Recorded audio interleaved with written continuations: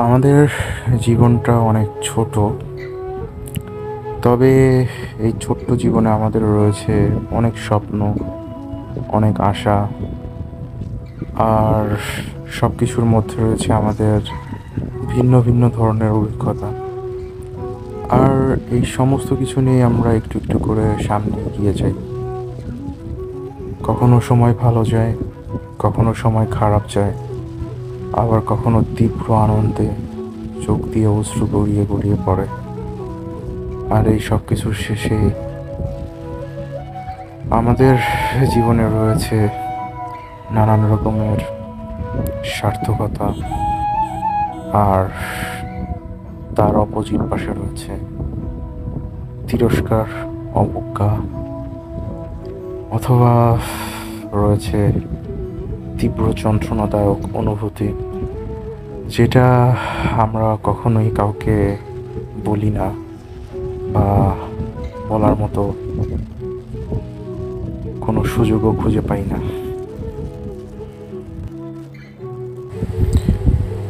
কেবল মানুষে জন্মালেই কিন্তু সে মানুষ হয়ে যেতে পারে না। একজন মানুষ হতে হলে প্রথমত দরকার হচ্ছে মানবিকতা, মনুষ্যত্ব, যেটা আসলে সবার মধ্যে গ্রো করে না। আবার অনেকের মধ্যে গ্রো করে থাকলেও সমাজের নানান পারিপার্শ্বিক অবস্থার কারণে সে আসলে সেটা শেষ পর্যন্ত ধরে রাখতে পারে না। অনেক সময় সে হয়ে ওঠে অমানুষ। অনেক সময় সেটা পারিপার্শ্বিক কারণে হয়ে থাকলেও মাঝে মাঝে সেটা ইনিশিয়াল অনেক বিষয়ের সাথে সম্পর্কযুক্ত থাকে। ফর এক্সাম্পল, ফ্যামিলি ক্রাইসিসটাকে আপনি ধরে রাখতে পারেন। ফ্যামিলি থেকে মানুষ অনেক কিছু যেমন শিক্ষা গ্রহণ করে, ঠিক তেমনি ফ্যামিলির পারিপার্শ্বিক ভিন্ন ভিন্ন চাপের কারণে সেও অনেক কিছু শিক্ষা গ্রহণ করে। এই শিক্ষাটা অনেক সময় তার জীবনটাকে সুন্দরভাবে পরিবর্তন করে দেয়, অনেকভাবে ঠিক অসুন্দরভাবে পরিবর্তন করে দেয়। হাজারো এরকম পরিবার আছে, হাজারো, লাখো, কোটি কোটি। ফ্যামিলির পারিপার্শ্বিক চাপ, তাপ, উত্তাপ, তারপর ভিন্ন রকম অনুভূতি, অবজ্ঞা, তিরস্কার, এই সমস্ত কারণে অনেক পরিবর্তন হয়ে শেষ পর্যন্ত মৃত্যুর দিকে চলে যায়। অনেক সময় খুব খারাপ হয়ে ওঠে।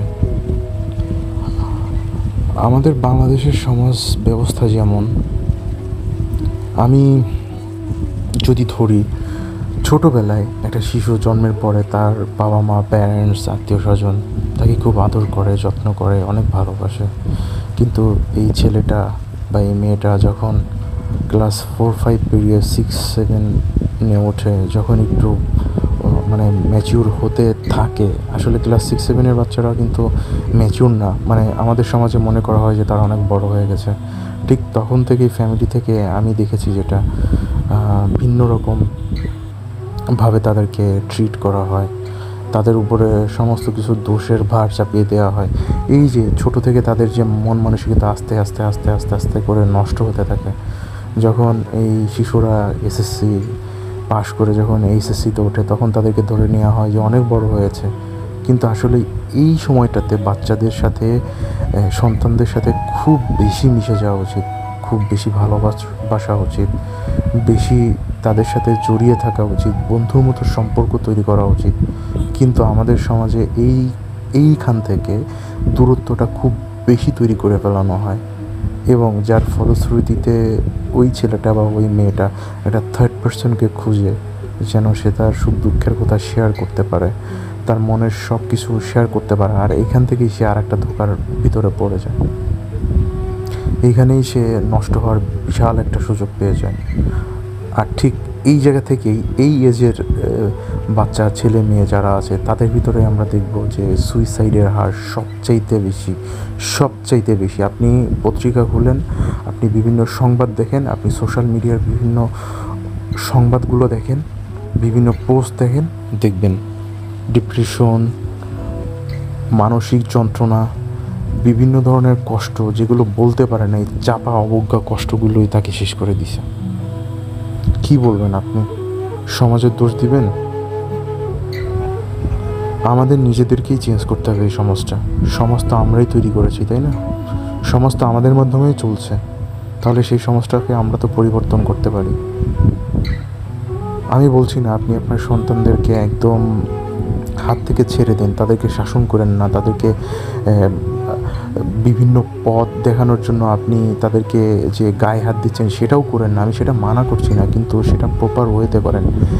আপনি আপনার সন্তানকে একেবারে ছেড়েও দিয়েন না, আপনি আপনার সন্তানটাকে একেবারে আঁকড়ে ধরে রাখেন না। তাকে তার মতো করে বুঝেন, তাকে তার মতো করে শাসন করেন, তাকে তার মতো করে ভালোবেসে তার সমস্ত প্রবলেমগুলোকে আপনি বুঝতে শুরু করেন এবং সেইভাবে আপনি তাকে কেয়ার করেন। তাহলে দেখবেন সেও তার মতো করে সুন্দর করে বেড়ে উঠছে। আপনি যেমন বাবা মা আপনাদেরকে অনেক কাছ থেকে বুঝতে পারছে, আপনাদের সমস্ত কিছু শেয়ার করছে বন্ধুর মতো। দেখবেন এইখান থেকে সমাজটা না অনেক সুন্দরভাবে পরিবর্তন হবে। অনেক বকবক করলাম, কথাগুলো আসলে বলা উচিত বলে মনে হচ্ছে, কারণ গত বেশ কিছুদিন ধরে বিভিন্ন পত্রপত্রিকার অনেক সংবাদ দেখছি, সুইসাইড, ক্রাইম এবং অনেক কিছু, যা আসলে মাথাটাকে নাড়িয়ে দিচ্ছে।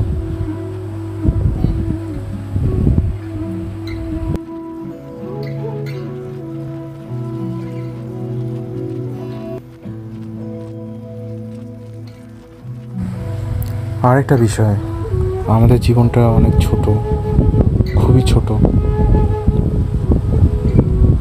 এই ছোট্ট জীবনটাকে আসলে আমাদেরকে উপভোগ করা উচিত। সেটা আপনার যেভাবে মন চায়। সবসময় নিজেকে কর্মব্যস্ত রেখে জীবনের সমস্ত সময়গুলোকে নষ্ট করে দিয়ে হয়তোবা কিছু টাকা, কিছু সম্মান অর্জন করছেন, কিন্তু আপনি আপনার নিজেকে প্রশ্ন করে দেখেন তো, আপনি আপনার নিজেকে ঠিক কতটুকু সময় দিয়েছেন? কাজের বাইরে, পরিবারের বাইরে, সব কিছুর বাইরে আপনি আপনার নিজের কাছে ধরা খেয়ে যাবেন। ছোট্ট জীবনটাকে উচিত মুক্ত পাখির মতো উপভোগ করা। মাঝে মাঝে ঘুরতে যান একা একা, ফোন বন্ধ করে দিন, সমস্ত সোশ্যাল মিডিয়া থেকে নিজেকে দূরে নিয়ে যান, সব কিছু থেকে, সমস্ত নেটওয়ার্কের বাইরে থেকে নিজের মতো করে, একার মতো করে ঘুরেন, একার মতো করে প্রকৃতির সাথে মিশে যান। প্রকৃতিকে বলে দিন আপনি প্রকৃতিকে খুব ভালোবাসেন। প্রকৃতিতে ছড়িয়ে ছিটিয়ে থাকা কিছু প্রাণীর সাথে মিশে যান, তাদের সাথে ঘুরেন, তাদের সাথে খেলেন, দেখবেন খুব ভালো লাগবে।